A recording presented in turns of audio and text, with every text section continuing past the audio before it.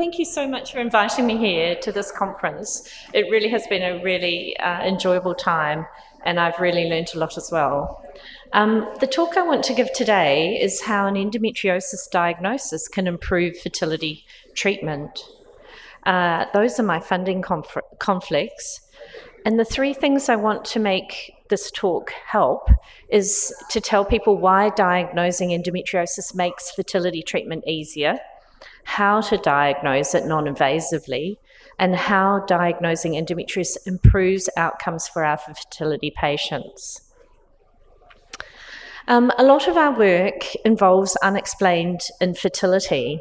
And one of the things we're finding when we do good diagnostic tests is that about 43 to 63% of women who are given a diagnosis of unexplained fertility have endometriosis at laparoscopy. So we know that unexplained fertility is often endometriosis, but we treat people very generically. We do cycle after cycle without thinking of what we're doing. We do know if we do make that diagnosis, people with endometriosis have more fertility problems than other people. The prevalence of endo is higher in our fertility populations. We know that the monthly pregnancy rates is reduced in endometriosis and donor sperm programs, and we get lower pregnancy rates with IUI. And people with endo are less likely to report a live birth. So it's important that we actually know that someone has endo because it really does impact their fertility. We also know, as the last speaker told us, that endometriosis creates an inflammatory peritoneal environment. The tissue in the pelvis responds to estrogen and grows. It responds to progesterone and desidualizes. And then the cells die and they can't leave that environment. So you get an inflammatory reaction with a lot of macrophages releasing inflammatory cytokines that change the environment in the pelvis. And this really impacts the function of eggs, sperm, and embryos. And that we've done a book chapter to review that. We also know that people with endometriosis have less eggs. So one of the reasons for someone having a diminished ovarian reserve who's young is endometriosis. And we need to put that into our assessment and diagnostic plans when we meet young people with slightly low ovarian reserves. Quite often they have endometriosis. They have higher day 3 levels, lower AMH levels, reduced oocytes and biopsies, diminished response to FSH, and a risk of early menopause. We do, however, have better diagnostics, and that's what I want to talk to you today. And we are getting very good at non-invasively diagnosing endometriosis, and I want to explain how we do that. We've always thought of laparoscopy as the only way we could diagnose endometriosis, and that has really impacted on our ability to diagnose our fertility patients, because most of them don't have a lot of pain and don't necessarily want a laparoscopy. And so we did a Cochrane review and found that deep endometriosis and endometrioma, and to some extent superficial endo, and we're getting better and better at that, are able to be diagnosed pretty reasonably accurately using non-invasive imaging, and we are getting better and better. This actually led to quite a lot of changes in the guidelines, and this was only in 2022 that ESHRE was the first to recommend using imaging in the diagnostic workup for endo. And this is particularly relevant for our patients, our fertility patients who don't necessarily want surgery.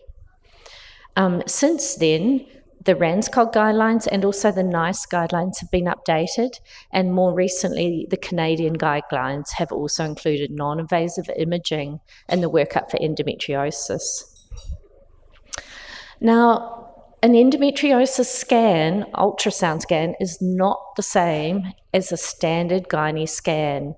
And Matthew Leonardi, who's a collaborator of ours on the Imagendo program, his life's mission is to teach people the difference between the two, because it's the difference between a woman going and getting a scan and being told nothing's wrong And that's why she's had to take time off school, and she has pelvic pain, and she's got fertility problems.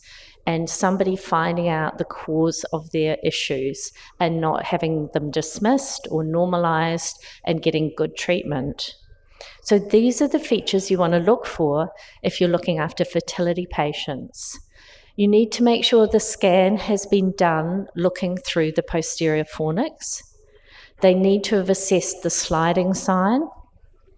They need to visualise the uterosacral ligaments and also check superficial lesions using the pelvic fluid. And that's hard and it's much more controversial, but we're finding we're getting that diagnosis now. So I'm going to give you some examples of what those things are. This is where you assess and do a transvaginal scan in the anterior fornix, which most of us would do standardly, and most of the sonographers and gynaes would standardly do in a scan. The difficulty is that endometriosis is usually found posterior to the uterus, and if you scan there, you will often miss it. So you want to bring the probe into the posterior fornix. And there you will be able to see the attachments of the uterosacral ligaments, which is called the uterine tortuous, and that's where a lot of endo is, and the uterosacrals often have nodules, and you can assess the bowel. If you have a retroverted uterus, it's more easy to go into the posterior fornix, but you need to be putting the scan in the posterior fornix, and it's not intuitive. You have to definitely make that movement. This is the sliding sign. And you can see that the probe is pushing on the uterus and moving it. And it's quite hard to do, and that uterus is barely moving. And that means it has endometriosis sticking down between the bowel and the uterus, and it can't move. And you can make a diagnosis of endo from that sign. This is a positive sliding sign, which means there's no endometriosis, and you can see how freely that uterus moves, and that's very clear that that uterus is not stuck down. There may be endo in other sites, but it looks like the pouch of Douglas is not obliterated. This is a uterosacral ligament, and you can just see that white line just along the top, very clearly, that white area here, very clearly showing a very narrow and clear uterosacral ligament. And you need to be able to scan that and see how easy and clean that is without any nodules. Whereas if you look here, this uterosacral ligament is very thick, and you can actually see an endometriosis nodule there. And once you've seen that, you've got a diagnosis. That person has endometriosis. And that's given them something that they probably haven't had for 6.5 years, which is a diagnosis for their pelvic pain. The last thing is much more controversial and much harder to do, but our scanning machines are getting really good, and our sonographers and gynaes who scan are getting really good. And that's this little white flicker that you can just see flicking up and down and jiggling in that fluid. And that's a sign of superficial endometriosis. And increasingly, we're actually being able to see superficial disease and tell people, look, you do have some endo. It's not invasive, it's not deep, and it's not an endometrioma, but there's endo there. And that's creating an inflammatory environment that's going to affect your fertility. It may not be something that is highly associated with pain. And they're increasingly getting better. And if you have a look at laparoscopy, that was a lesion, okay? So it makes a huge difference to our patients. And I'm going to give you an example of a patient of mine who went to a very famous group in Sydney who do a lot of endometriosis scanning, but they didn't do an endometriosis scan when she first went. They checked everything. They checked her uterus, they checked her ovaries. They did not assess the sliding sign, they didn't check the uterosacrals, they didn't go into the posterior fornix, and they didn't do any superficial assessments, and they found a very normal scan. And that patient would have had to pay 17,000 Australian dollars to egg freeze, which is what she wanted to do, because she had no evidence of a fertility problem. But at the very end, right down here, They actually said, look, if you really want an endo scan, we'll do one for you. And we really wanted one. So we sent her back a couple of weeks later and they did a proper endo scan. And what they found was a small endometrioma. There was endometriosis on the left pelvic side wall, in the left pararectal space, on the left pouch of Douglas, and on the right uterosacral ligament. So suddenly she went from someone who was not very resilient, had kind of couldn't cope with period pain, to actually she's got quite significant disease. And also she's got a reason to egg freeze now. We have a medical reason. That's just saved her $10,000 in Australia. And so getting the wrong scan really impacts women to be able to get a diagnosis and access to treatment. And we would very much recommend trying to get one and trying to improve your services and train your sonographers and train yourselves to help people. What we do know is if we have a positive scan, we have a very high likelihood that that patient will have endometriosis found at surgery. But if there's a negative scan, you can never rule it out. So there's still an important place for a laparoscopy if someone still has symptoms. You can't say they don't have endometriosis if they have a negative scan, but at least if you've done an endometriosis scan and you've found a lesion, you've got a pretty good diagnosis. There are lots of different signs, and one of the things we've been looking at is using artificial intelligence to try and combine MRI and ultrasound and collate all those signs, but also to use AI to give feedback and quality control of scans. And there are actually 7 signs of endometriosis, and only 2 of them might be recognised if you do a standard scan. So you'll miss it if you don't do a proper scan. But there's also 8 signs when you look at an MRI, and they overlap, but they're quite different. And MRI picks up the magnet, picks up the iron in hemosiderin in lesions. So you'll see white spots on the surface of the peritoneum or in any endonodules. It looks at more global distortions. It'll look at the vaginal fornices being pulled up, which you just can't see on a scan. So our hypothesis was by combining the 2 digitally, we would get a better diagnosis. And as you can see here, if you look at the pouch of Douglas, if you look at an MRI, you can see pools of fluid behind the uterus, indicating that pouch of Douglas doesn't have any adhesions in it. And we've already seen the sliding sign working beautifully. Whereas in an MRI, you see no space. You see that the uterus is stuck down onto the bowel, and you don't see any movement. So there are 4 different signs showing us different things that combined together will help us get a diagnosis. So this is what we've been trying to do. And we've been using AI we literally need tens of thousands of scans. We're collating them and getting ethics for them and getting permission from patients to have them, which endo patients are very keen for us to get good at this. And what we've been finding is if we use MRI, and we're trying to get better at diagnosing MRI, what we can do is we can actually train using ultrasound findings to make the MRI results better. So we can actually go to a different imaging modality and actually improve the original modality with that data information.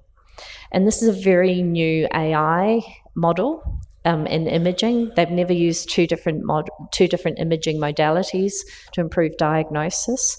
And this is our PhD, Yuan Zhang, who actually won a prize at a large AI conference in Colombia. What we found when we combined both that pre-training with the MRI is that we went from about 65% with 4 signs on the MRI to about 90% once we'd also pre-trained with the ultrasound. And it really does change things. Now, this is a longitudinal study that came out of Australia, where they looked retrospectively at people who had had a diagnosis of endometriosis before they did IVF and compared them to those that got a diagnosis while they were having IVF. So 34% of couples had endometriosis, which was 459. 65% had the diagnosis beforehand and 34% after. And the people who were diagnosed after they had had IVF were more likely to use IUI, were much more likely to have high order number cycles, and were less likely to report a live birth. So just statistically, getting someone a diagnosis is going to help them.